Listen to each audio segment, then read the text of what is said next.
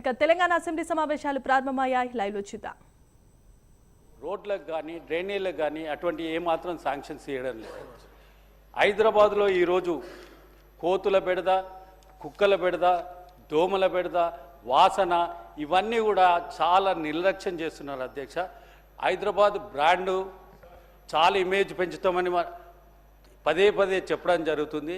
కానీ వీటి అన్ని నిర్మాణం చేస్తేనే, వీటి మీద శ్రద్ధ వహిస్తేనే హైదరాబాద్ ఇమేజ్ పెరుగుతుంది అధ్యక్ష.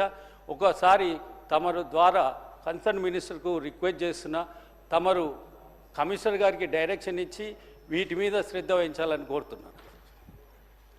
మంత్రి గారు అదే అడిగితే సార్, గౌరవ సభ్యులు చెప్పిన విషయం సంబంధిత మంత్రి గారికి దృష్టికి తీసుకెళ్తాం అధ్యక్ష.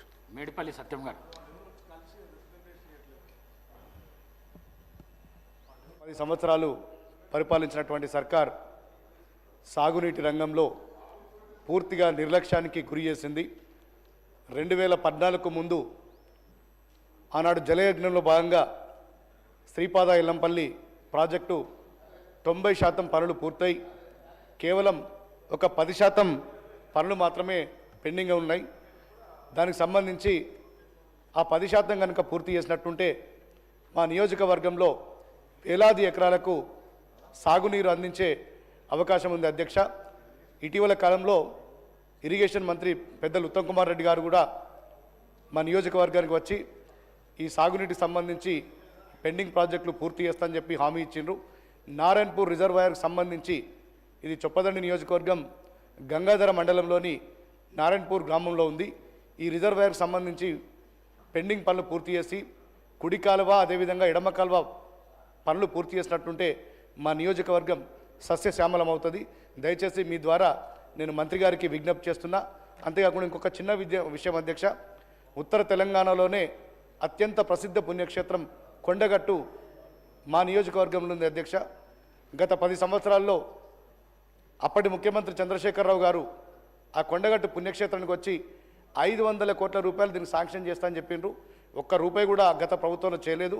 మన ప్రభుత్వమైనా ఖచ్చితంగా ఆ కొండగట్టు పుణ్యక్షేత్రానికి సంబంధించి నిధులు కేటాయించి ఆ ఆలయ అభివృద్ధికి పూనుకోవాలని చెప్పి మీ ద్వారా నేను విజ్ఞప్తి చేస్తున్నా. ఇంకొకటి, మా నియోజకవర్గంలో ఒక్క డిగ్రీ కాలేజ్ కూడా లేదు. డిగ్రీ కాలేజ్ ఈ అకాడమిక్ ఇయర్ నుంచి ప్రారంభించే చాలా సంతోషపడతాం అధ్యక్ష.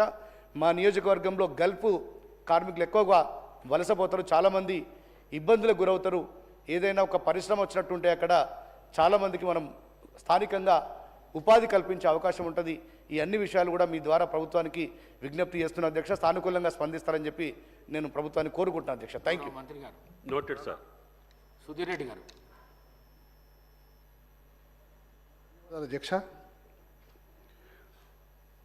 మా దగ్గర 118 జీవో అని చెప్పి బిఎన్ రెడ్డి కాలనీలకు సంబంధించిన రిజిస్ట్రేషన్ సమస్య పరిష్కారం చేయడానికి గత ప్రభుత్వం 118 జీవో ఇచ్చింది అధ్యక్ష. అందులో 118 జీవో ఎందుకు ఇచ్చిందంటే దాదాపు 44 కాలనీలకు గతంలో 1986లో హుడా అప్రూవ్డ్ లేఅవుట్ ఇవ్వడం వల్ల స్థానికులందరూ కూడా ప్లాట్లు కొనుక్కున్నారు, ఇళ్ళు కట్టుకున్నారు. అంతా బాగానే సవ్యంగా జరిగిపోతున్న సందర్భంలో అకస్మాత్తుగా 1997లో ఇది ప్రభుత్వ భూమి అని చెప్పేసి డిక్లేర్ చేయడం వల్ల ఈ పర్మిషన్స్ కానీ మరి లేకపోతే ఇవన్నీ కూడా ఆపడం జరిగింది అధ్యక్ష. అప్పటి వరకు కూడా యథేచ్ఛగా పర్మిషన్లు ఇచ్చిండ్రు. మరి 1977లో ఆపేసినాక ఈ క్రయ విక్రయాలు రద్దు చేసినా కానీ లేకపోతే ప్రజలకు అవేర్నెస్ తీసుకొచ్చినా కానీ ఇక్కడ ప్లాట్లు కొనుక్కోకండి లేకపోతే ఇల్లు కట్టుకోకండి అని చెప్పేసి హెచ్చరిస్తే బాగుంటుండే.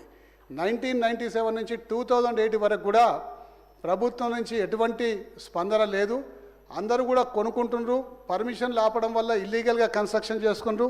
ఆ విధంగా 2022 వరకు కూడా అనేక మంది కొనుక్కోవడం కట్టుకోవడం జరిగింది అధ్యక్ష.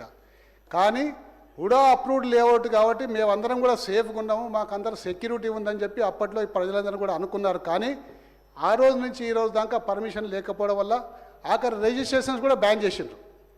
దాంతో ప్రజలు తీవ్రంగా ఇబ్బంది పడుతున్న సందర్భంలో గత ప్రభుత్వంలో కేసీఆర్ గారి హయాంలో కేసీఆర్ గారి నాయకత్వంలో ఈ ప్రజలందరూ కూడా పోయి వారికి విజ్ఞప్తి చేసుకుంటే కేసీఆర్ గారు 118 జీవో అని ఒకటి తీసుకొచ్చి అందరికీ రెగ్యులరైజేషన్ 250 రూపాయల ద్వారా చేసింది అధ్యక్ష.